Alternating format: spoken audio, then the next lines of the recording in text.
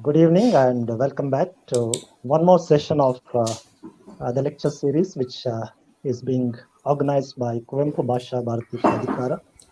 As you know, this is a very unique and novel initiative by the Kuvempu Pradhikara to introduce and to familiarize Kannada writers to English audience.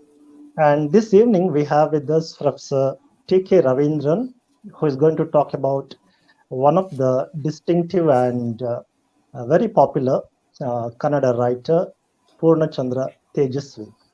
For those who don't know much about Purna Chandra Tejasvi, definitely the resource person is going to introduce him and his works to you. But I must tell you that Purna Chandra Tejasvi is none other than the son of another renowned Kannada writer. In fact, the person who got the first Jnanapith Award for Kannada, Kuvempu. So, in that sense, Tejasvi is a worthy son of a worthy father. To tell a little about Purna Chandra Tejasvi, he is a very popular writer in Kannada, and he needs, in fact, no introduction to the Kannada readers. A very versatile personality. He has now written poems, novels, short stories, plays. In fact, he has also translated many English works to Kannada. The most famous being Kenneth Anderson's hunting experiences. Uh, in addition to his writing skills, Purnachandra Tejasvi is also known for many other uh, uh, of his interests. He was interested in photography. He was interested in painting. He was a nature lover, so on and so forth. And Today we have with us a renowned scholar, a senior teacher, Dr. T.K. Ravindran, who is going to speak about Purnachandra Tejasvi. To introduce T.K. Ravindran sir, it's my honor and it's my privilege. T.K. Ravindran sir is presently serving as the head of the Department of English at SVS College, Bantwal. He's a scholar of repute in this area, and he has published a number of articles and has presented many research papers in national and international journals. And also, he is a much sought after resource person when it comes to English language and literature. He has carried an interesting UGC sponsored major project on the culture and language of Hindi Jogis, a nomadic community scattered in the South Indian states of Karnataka, Kerala, and Maharashtra. Uh, Handi, uh, Mr. Professor Nandapur Ravindran Krishna, Handi Jogis. Handi, oh sorry, beg your Okay. pardon. It is Handi Okay. Jogis. Handi Jogis, a nomadic community scattered in South Indian states. Professor Ravindran is a polyglot in the real sense of the term because his mother tongue is Malayalam. He speaks and writes in that language as well as he knows Kannada, which is the state language of Karnataka, and he also is good at Tulu, which is a local language spoken in Mangaluru and the surrounding areas. And he has done many beautiful translation works. He has translated the Sahitya Academy Award winning Tulu novel Nanajjer Sude Tirgayar, which was originally written by Dr. Mahalinga Bhatt. And this novel was translated to English and Malayalam by Professor T.K. Ravindran. And he is the first writer to translate a Tulu work into Malayalam. In addition, he has translated 200 Vachana Sahitya into Malayalam from Kannada. Personally, I have been watching and observing Professor Ravindran because he is my senior colleague in Mangalore University region, and I have seen him as a very good scholar, teacher, and in addition to that, he is also a very good administrator, in the sense, he was the president of Association of English Teachers of Mangalore University till recently. And during the last 3 years, during the COVID period, as well as the shifting times of new education policy, he has judiciously and diligently carried out his duties as the president of the English Association, and the respect and the regards which he commands from senior as well as junior teachers speaks volumes about his personality, his scholarship, and his abilities. Sir, welcome to this program. I uh, I request you to take over. Thank you, sir. Thank you, Mr. Nandakumar, for that wonderful introduction. I really feel flattered. Thank you, sir. Dr. Girish Bhatt, Mr. Gautam, Mr. Veeresh, and other participants in this program. I have been asked to speak about a great renowned writer, K.P. Purnachandra Tejaswi. As you all know, he was born in 1938 and he left us in the year 2007. I would describe Tejaswi as a unique writer. Instead of saying he's a renowned or famous writer, I would say he's a unique writer belonging to the 20th century. Tejaswi became a household name in Kannada because he introduced a new style of writing which evolved from his interest in a number of fields, plus his mastery in different subjects or different disciplines. What adds vigor and charm to his writings is his multiple interests in his life and the mastery in so many subjects which he successfully integrated into his narratives. Anyone who goes through his works will be really astonished to see his mastery, experience his mastery in different disciplines. He had a passion for different subjects like philosophy, computer technology, pure science, technology, ornithology, photography, publishing, music, nature, environment, herbal medicine, hunting, fishing, bird watching, roaming, and maintaining silence whenever it is needed. He was a master of the art of silence. He was a prolific writer, and all his works have caught the fancy of the Kannada readers. Besides his magnum opus, I would call his Carvalho, which was written in 1980, his magnum opus, his masterpiece. Besides this, he has to his credit works like Swarupa, beginning from Swarupa down to Mayaloka. He has got so many. To give a few examples here, Niguda Manushya Room, Jugari Cross, Parisarada Kate, Missing Link, Kadu Matu Kraurya, Osa Vicharagalu, Annana Nenapu, Abachurna Post Office, Chidambara Rahasya, Hedje Mudada Hadi, Bellandurina Narabhakshaka, Pakakranti Matu Itara Kategalu, Kirigurina Gayaligalu, Alamariya Andaman Matu Mahanadi Nile, Rudraprayagada Bhayanaka Narabhakshaka, Huliyurina Sarahaddu, Sahaja Krushi, Hakki Puka, Minchulli, Nadayuva Kaddi Harwa Ele, Millennium Series, and finally Mayolaka. I have mentioned only the important ones. Although Tejaswi began his career as a writer when modernism had caught the fancy of Kannada writers, in particular, and Indian writers in general. But very soon, he moves away from the stereotypical modernist motifs and he accepts a new kind of writing or style of writing which defies any classification. If you ask whether Tejasvi is a modernist, you would say no. The readers would say no. But if you ask whether he is an anti-modernist, again you will have to say no. Can we call him a postmodernist? Technically not. He isn't.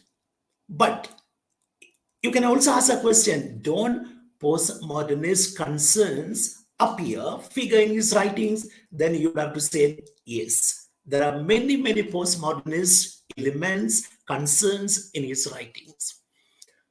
It is impossible to label him or classify him or brand him.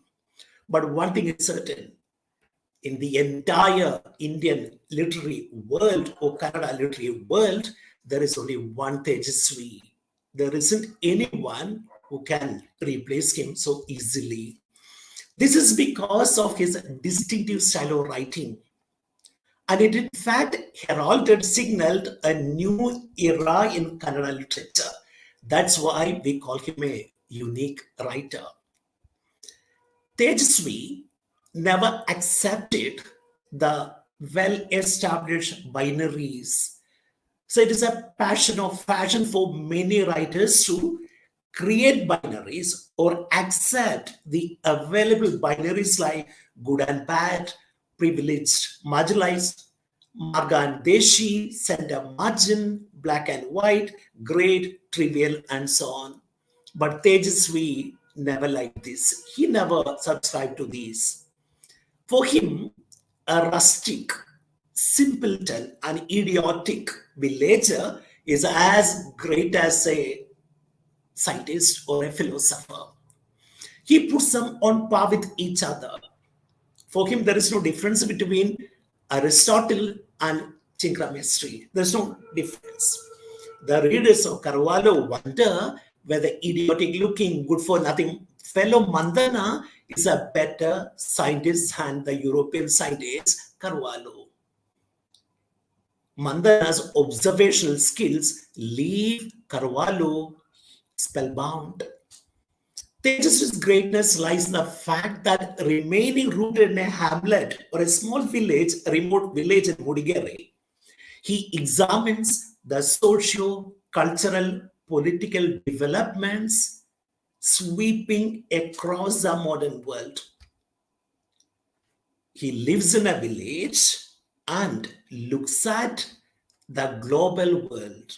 He looks at the modern world that is changing very, very fast. So there is a saying, the more regional you remain, the more universal you become. I think this holds good in the case of Tejasvi. For Tejasvi, Mudigere is not a hamlet or it is not a small village. It is as great as a Paris or New York or Calcutta or any metropolitan city. Besides, he freely blends humor with the serious in his works. He has got an art of mixing humor with the lofty, the trivial with the lofty. Look at him talking about, in Parisarada Kate, he talks about his Kiwi, an intelligent, an extraordinarily intelligent dog, and he says, Kiwi misinterprets Indira Gandhi's famous slogan, Garibi Hatavo, in a very interesting manner. He says that his dog implemented the slogan as it had understood it. You may remember that Kiwi had an aversion to the poor people who visited his house, but Kiwi used to keep quiet when a nicely dressed man appeared in his house. So he used to make fun of the dog in this way. Tejasvi is engaged in a quest, never-ending quest to understand the world around him. I would call him a quester. Just like his protagonist, he too remained a quester. In this search, in the quest that he undertook, there is no absolute truth. In the search, absolute truth doesn't have any place. What he loves to project or encounter are multiple representations or mini narratives or multiple narratives. He never accepted one major discourse or one mega narrative or one main representation. He loved to have or encounter many narratives or many representations. He does not accept any grand narratives like a postmodernist philosopher or thinker or a writer. He never believes that the quester or the one who is engaged in the quest will always succeed in unraveling what we call the absolute truth, because he is not interested in getting that truth. For him, the truths are many. There can't be one absolute truth or the truth. Moreover, he does not have faith in man's ability to understand and tackle, resolve the mysteries of the universe. He's always mystified by the mysteries of the universe, and he knows very well that man, the Homo sapien, does not have the intelligence or ability to unravel these mysteries. Therefore, his protagonist never succeed in resolving any mystery that they try to understand. For example, in Carvalho, the attempt to solve the mystery of flying lizard remains an unresolved mystery till the end. When the lizard escapes from the narrator, what does he say? He says, okay, let it go anyway. According to Tejasvi, what is important in life is to retain the inquisitiveness, the curiosity, the skeptical nature to learn more and more. Whether you succeed in your mission or not is not important. That is immaterial for Tejasvi. Carvalho is set in a remote village on the foothills of the Western Ghats of Karnataka. Those who will know it. It presents, according to a critique, it presents many worlds. You've got the dream world in it, the world of science in it, the world of mystery, and the world of ordinary human beings. It explores many interesting things about human existence. It is not just a simple search for a flying lizard. No, it is about the human existence. Your search for existence or human existence, or your search to learn more and more about your life, your existence, or asitva. It raises so many questions like, why are we living today? These are existential questions. What made us exist the way we do today? What if our evolution had taken some other path and ended up in becoming something completely different from man or Homo sapiens? One more question. What if dinosaurs had managed to live today, battling, fighting all the natural calamities that they faced? Now, the novella raises many such questions. So these are the fundamental questions which keep coming from right from the beginning, right from the day the world came into being till today, till the present era when we talk about artificial intelligence. Now, there is a discussion about the existence of God in this novella. A believer of God looks at the rising sun, or what do you call objects of nature like stars, wonders of nature, and says that this is the proof for the existence of God. But an atheist, a non-believer, looks at the same objects of nature and tries to tries to prove that God doesn't exist. These things work on their own. There is no connection between God and these objects. Finally, we have to believe that it is the examples which are true. The examples are true in both the cases, and all the conclusions that you draw from these examples are myths. They are not real. They are just illusions. One finds one thing to be true, others find some other things to be true. So examples are true, conclusions are varied, multiple. Thus, The series of discussions and revelations that take place in the expedition gives a deep philosophical aspect to the story. The questions like, do they find the lizard? That is not important. What is important here is that the human beings are in search of something. HSV attempts to make sense of the rapidly changing modern world. Modern world is rapidly changing. There's no time changes, and he tries to understand this by juxtaposing man with nature.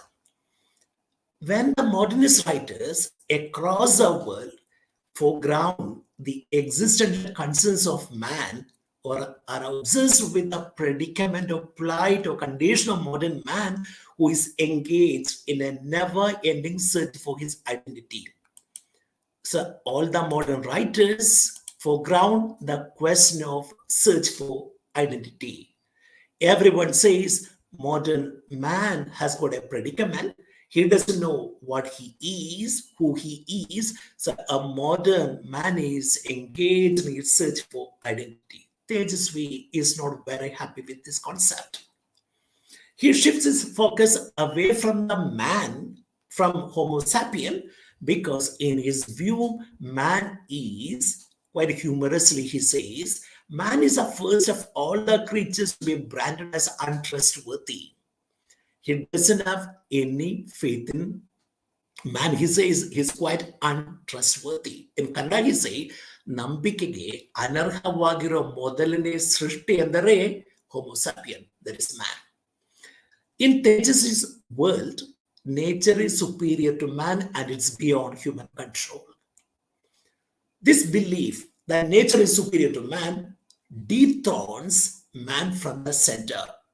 Earlier, we believed that man was at the center. The humanists said so. The modernists echoed it. But Tejasvi says, oh no, Tejasvi is against the humanist conception of invisibility of man. Tejasvi doesn't believe that man can be invincible.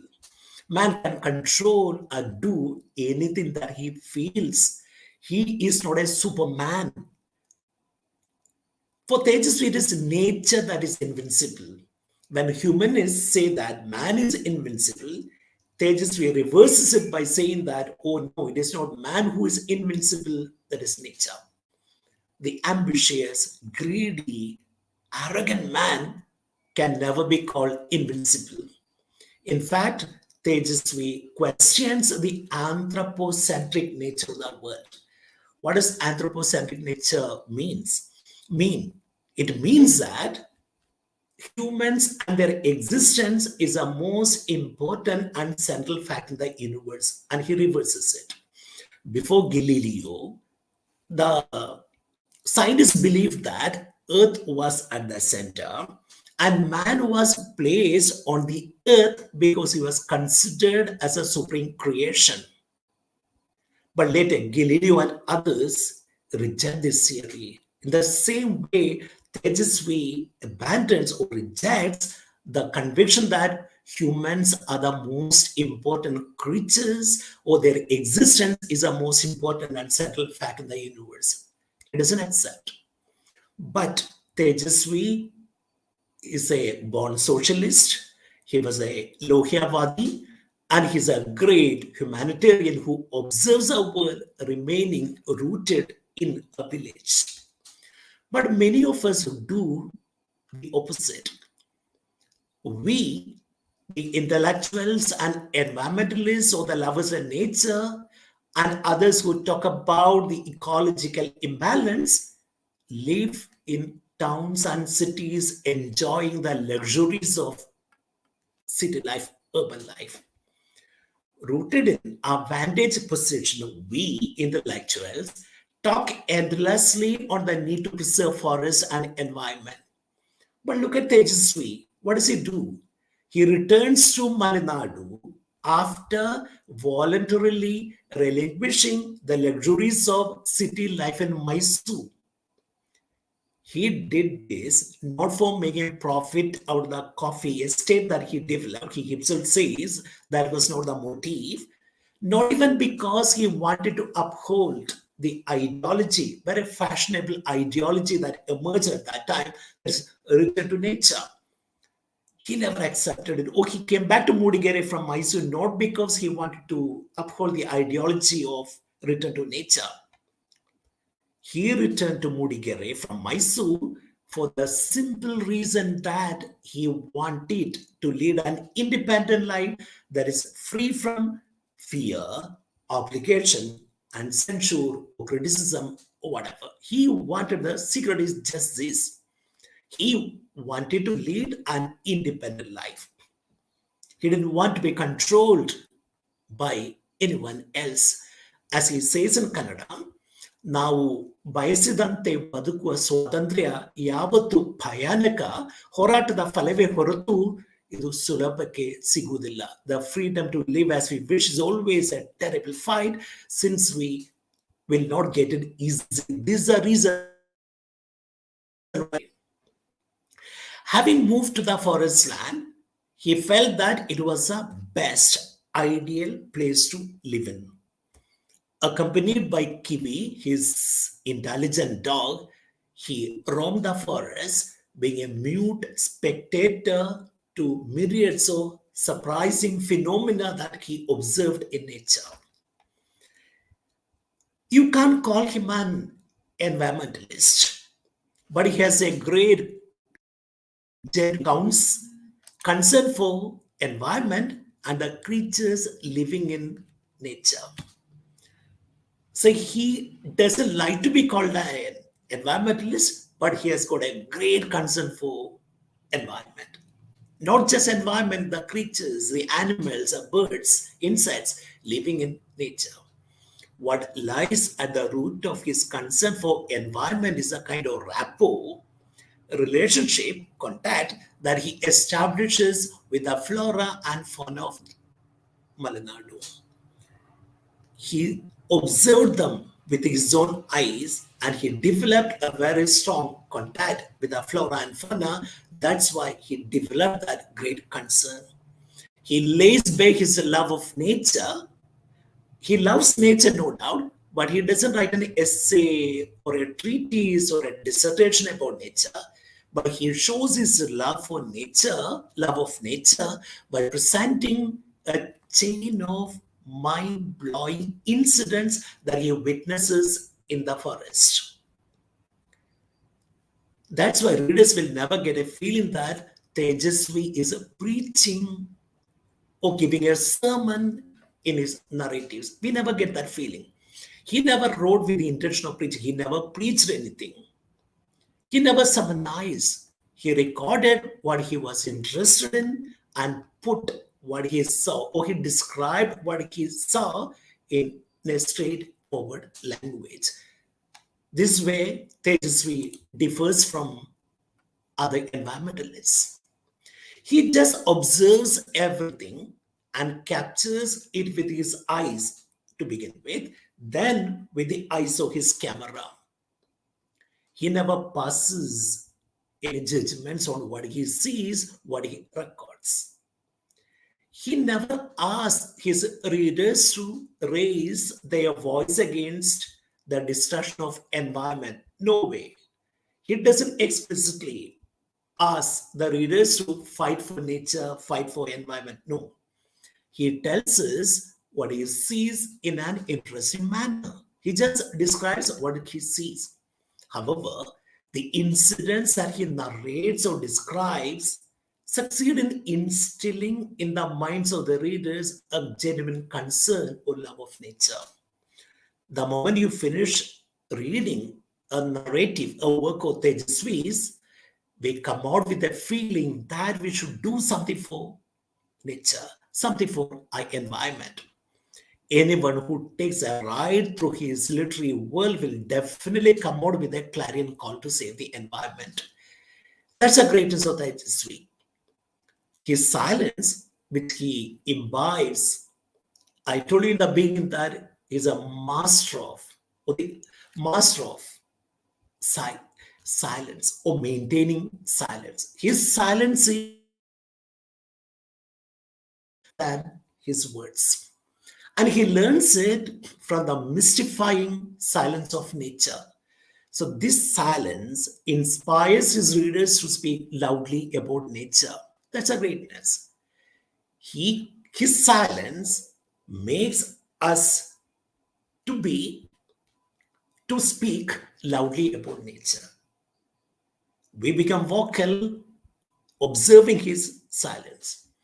As noted writer Jayant Kaikini says, as we have in science, Raman effect, in the Kannada literary world, there is something called Tejasvi effect. And this Tejasvi effect shakes the readers out of their complacence. You can't get rid of that very easily. Once you read, you get shaken. The recurring image in many works of Tejasvi is how nature silences man, humbles man. He often talks about the way in which bees, animals, birds, rivers, forests, with their natural, untamed behavior throw human life completely out of gear. He talks about how nature can silence man, nature can throw human life out of gear. It seems the day after Tejasvi merged himself with the soil that he loved very much, every Kannada newspaper, every English newspaper flooded itself with the shocking news of his death.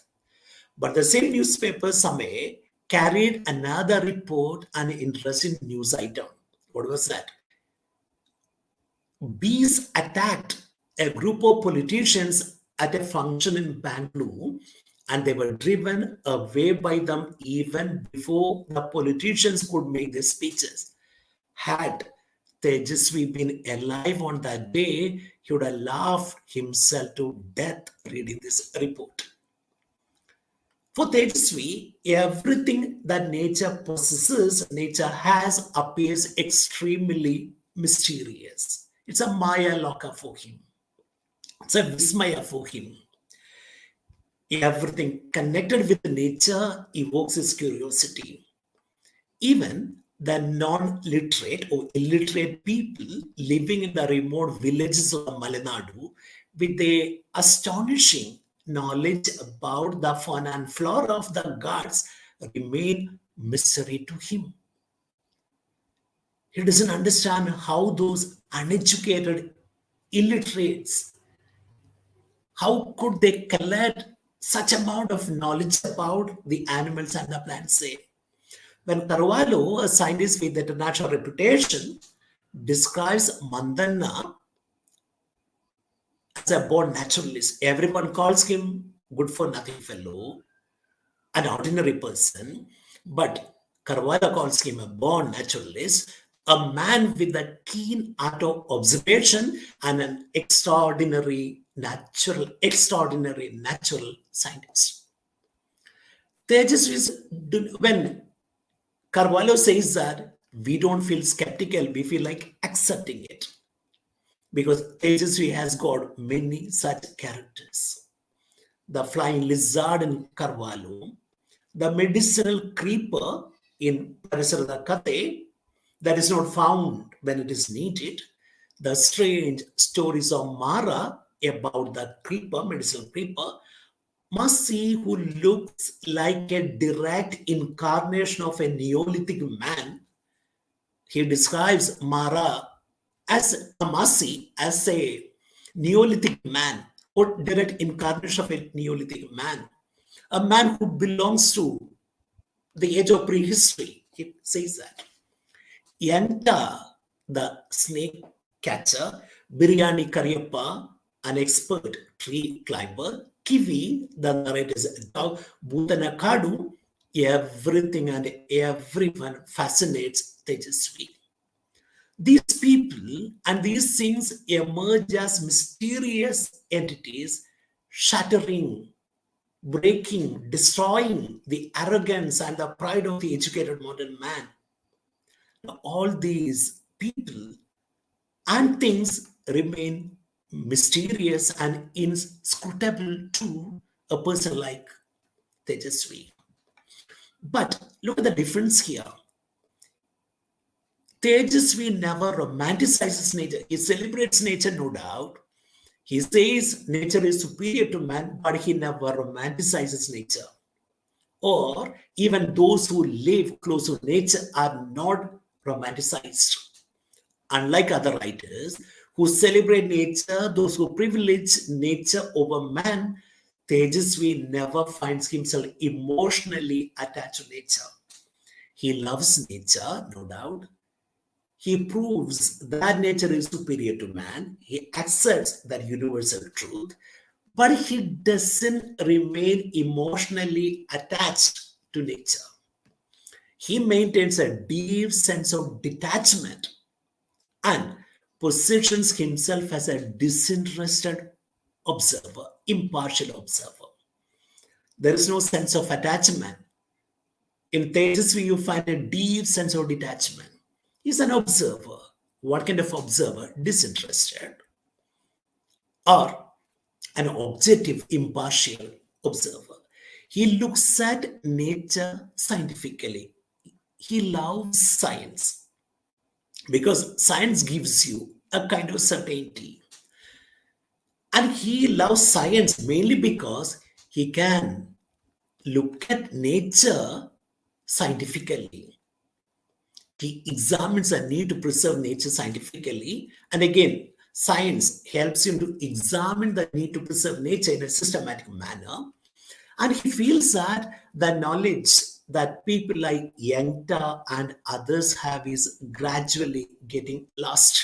In Parasarada Kate, he makes it very clear, or he laments on this kind of loss. He says, the knowledge that people like Yengta have about the flora is getting lost. The medicinal plants is getting lost.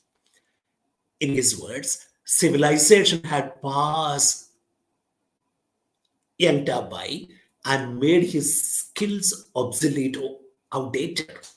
So today, Yengta cannot manage to live doing the kind of work that he did till now. And his native medicines, he used to sell it earlier, but now his native medicines could not, today it cannot compete with the modern allopathic medicine.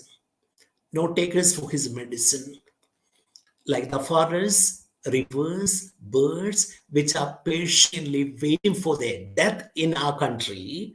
Yengta is also waiting for his inevitable death. That's what Tejas says in Parasarada Kate. He also says history has already decided the fate of people like Yengta, not just Yengta, even our nature, even the Western Ghats, even the rivers, even the birds, even the animals. And they're all fighting a losing battle. So here you see the real concern of Tejasvi. Talking about the system of Indian medicine, Tejasvi says that it suffers from a kind of mystification. There are many strange stories like Mara's story. Mara has got so many stories about medicinal plants, about each medicinal plant. But the fact remains that the medicines are the fact. See, when he tells you so many strange stories, you feel like rejecting or refuse to accept what he says. But the fact remains that his medicines are very effective. And Tejasvi has experienced it. Unfortunately, the forests are disappearing, and the people who know about these things are also leaving us one after another, one by one. We must realize that if the man who knows about the plants dies, the plant becomes useless. And if the plant dies, the medicinal plant dies, disappears, then the man who knows about, like Mara, becomes useless. This is a concern that Tejasvi has for nature. It is not romantic at all. It is practical, systematic, scientific. He would often say, when a thing or place is destroyed, it could be rebuilt. Just think about a country like Japan. Two cities were razed to the ground when they were bombarded, but later the cities were rebuilt by Japan. But Kadu forest and woodland structure cannot be rebuilt with its intrinsic complexities once it is destroyed. It just is trying to tell us that once you destroy Kadu, you can't bring it back.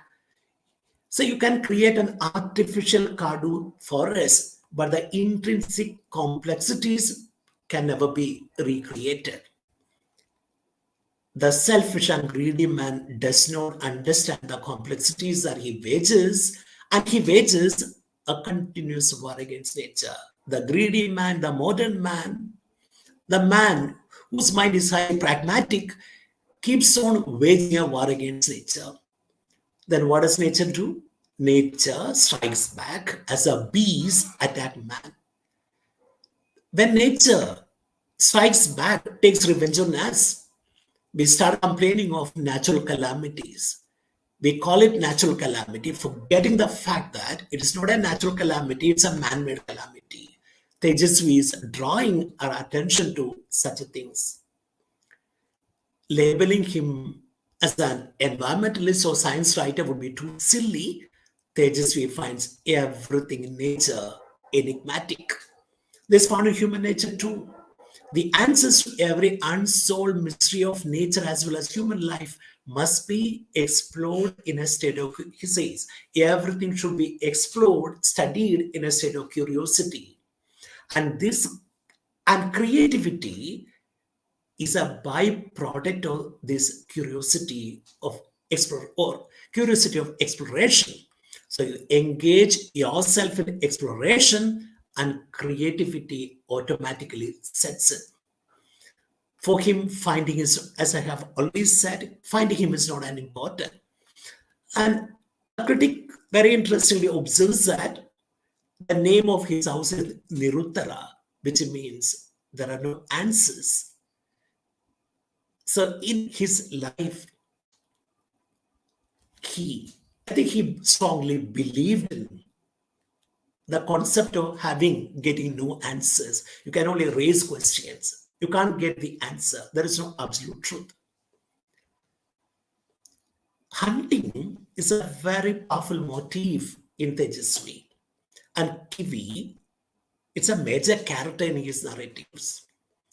For an intelligent reader, hunting in Tejasvi's words is an intellectual pursuit. It is not just hunting. Tejasvi was drawn towards modern science and technology, no doubt. So along with Kiwi and the bees and the plants, you find a jeep, scooter, water pump becoming characters in his writings that shows that unlike other environmentalists, Tejasvi has a great respect for the achievements and adventures of scientists or science. The birds which navigate their lives at free will inspire Tejasvi tremendously. So a dog which goes with him when he goes hunting is a character in the same way, is a major character in his works. In the same way, birds are also powerful characters in his narratives. That is because birds navigate their lives at a free will. He remains a free bird. Tejasvi remains a free bird doing what he enjoyed the best. That's why he came back to Mudigere from Mysore. Tejasvi, I have already told you, he has got a great passion for science because it allows him to have a systematic or scientific or objective study of nature. In the era of climate change, sorry, just a minute, he's very much aware of the fact that though science provides basic insights into environmental issues, I think this is a very important aspect.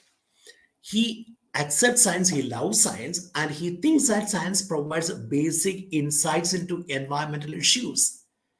But many of the basic he emphasizes the fact that most of the basic environmental questions are humanistic. Science is important, but environmental questions that we face are humanistic or more humanistic than scientific. So why do we have environmental problems? What shapes our ideas about the human place in nature? How has our relationship to the non-human world changed over time? It is in this context that Tejasvi comes close to the field of the new discipline. I can't call it new, it emerged in the 90s. The new discipline called environmental humanities or ecological humanities. And he believes that humanities that is more important than science in understanding environment or preserving nature, preserving the environment. Currently, the global environmental crisis has become a reality. The transition of the global environmental crisis into an ecological catastrophe is just a matter of time. It can happen any day. And to prevent it or remain the same positions of uncontrolled exploitation of the natural resources, but man doesn't understand. He remains in the same position and keeps on exploiting nature to satisfy his greed.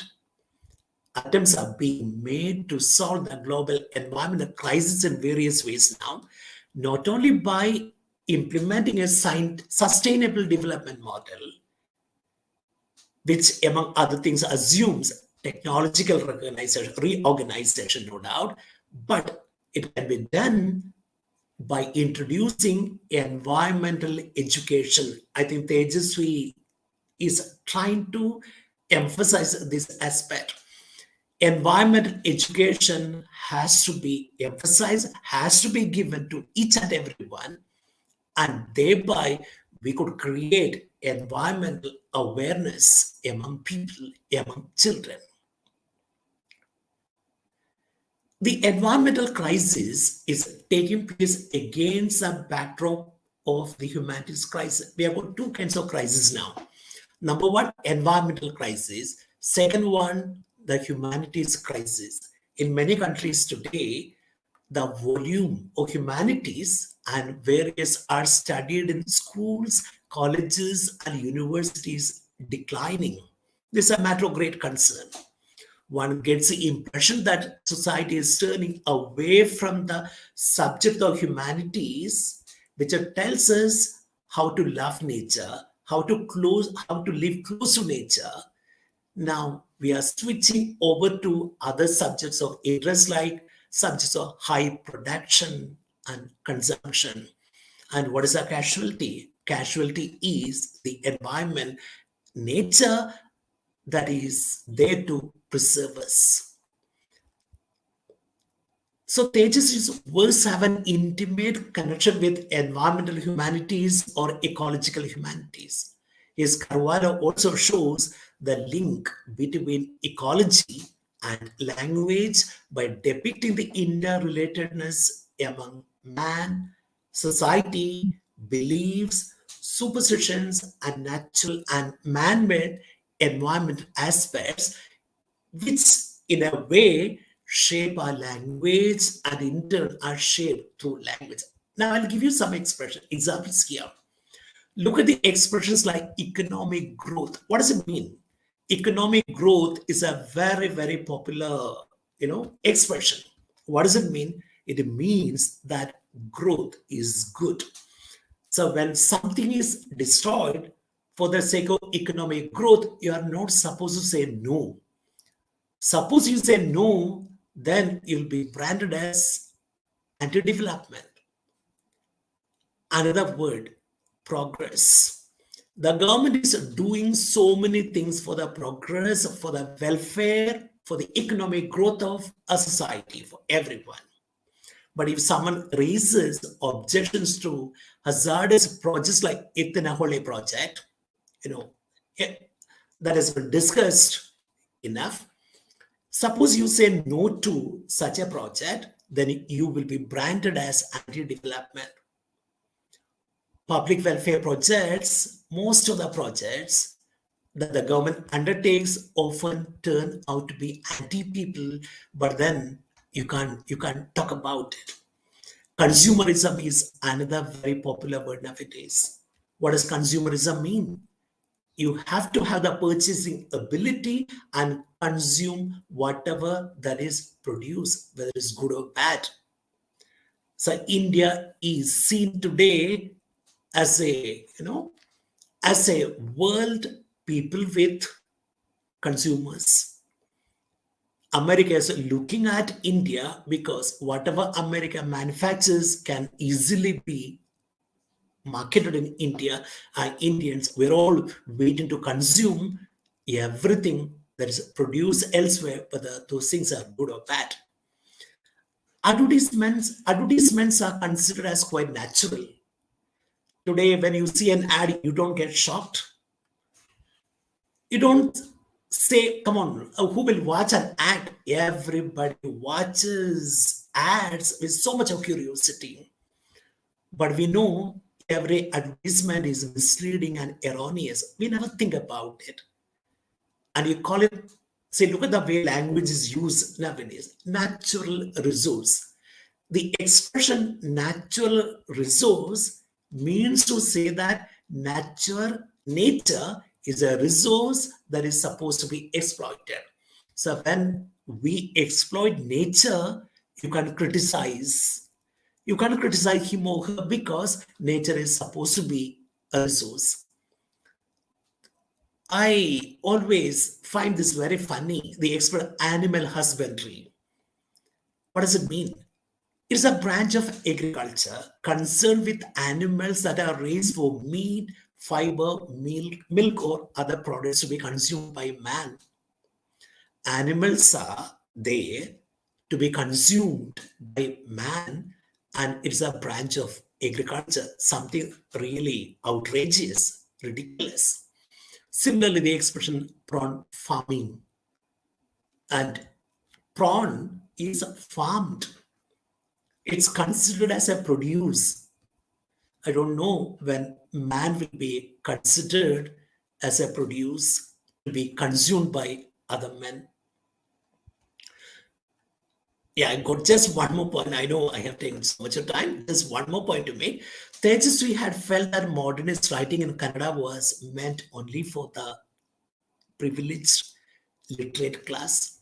He found it too academic. Tejasvi used to say, oh, come on. The modernist writing in Kannada was too academic and too formal. In order to make his writings attractive to common readers, Tejasvi made use of very simple Kannada that is intelligible even to his illiterate characters.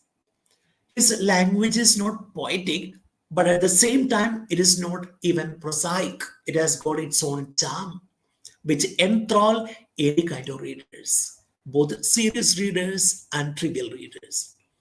When symbolism and metaphorization comes naturally to a modern writer, Tejasvi says no to symbolism and metaphorization.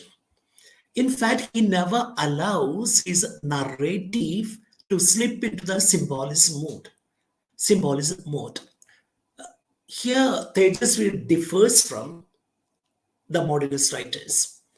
It can be humorously observed that when his narration tends to enter the symbolic mode, what does he do? He breaks it by just explaining what he wants to present.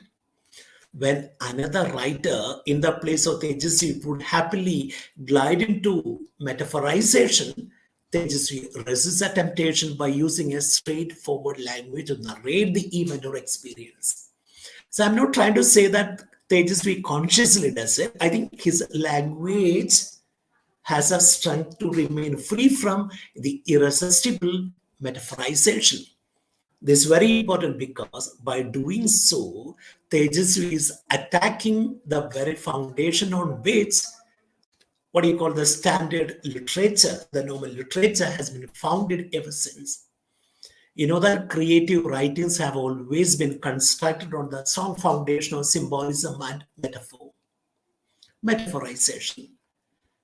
And the modernists have always competed with one another, excelling in the art of using symbols and metaphors. But Tejasvi does not fall into this trap, and that accounts for his uniqueness. I began by saying that Tejasvi is a unique writer. Let me end by saying that Tejasvi, Tejasvi remains unique forever. I don't think the near future and the writer will come to step into his shoes. So with this, I introduce KP Purnachandra Tejasvi, one of the finest writers India has ever produced to the English readers, and Tejasvi's major works have been translated to English and other world languages. I have actually translated Tejasvi's Parasara Katha into Malayalam, but that is waiting for publication. I mean, it is in the press, it is yet to be published. That's why in my biodata that it is not mentioned.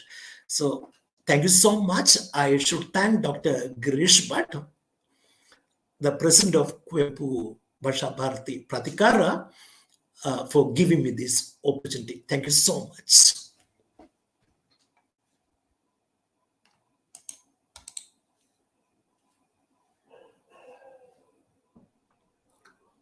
Thank you, sir. Thank you very much for presenting Tejasvi to all of us.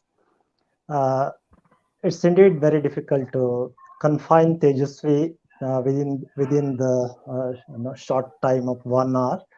But Dr. Ravindran sir has tried to present different shades of Tejasvi, his ideas, his thoughts, his philosophy of life, and we are thankful to you, sir, for all these beautiful words about Tejasvi, and also for introducing and familiarizing his works to the English readers. Thank you very much. I must also extend my thanks to Dr. Girish Bhattajakkala, President of Kwempu Bhasha Pradhikara, for coming out with such a beautiful concept of introducing Kannada writers to English readers. Thank you, sir. I thank all the members of the Pradhikara for their support, and my sincere thanks are due to all the viewers who have been watching this program throughout these days and for sparing your precious time with us. Thank you very much. As Dr. Ravindran said in the end, Tejasvi will remain unique and will remain forever a very important writer for us, because he has been talking about things which matter for us at present as and also in future. So with these words, I thank everybody once again, and I close this session. Thank you very much.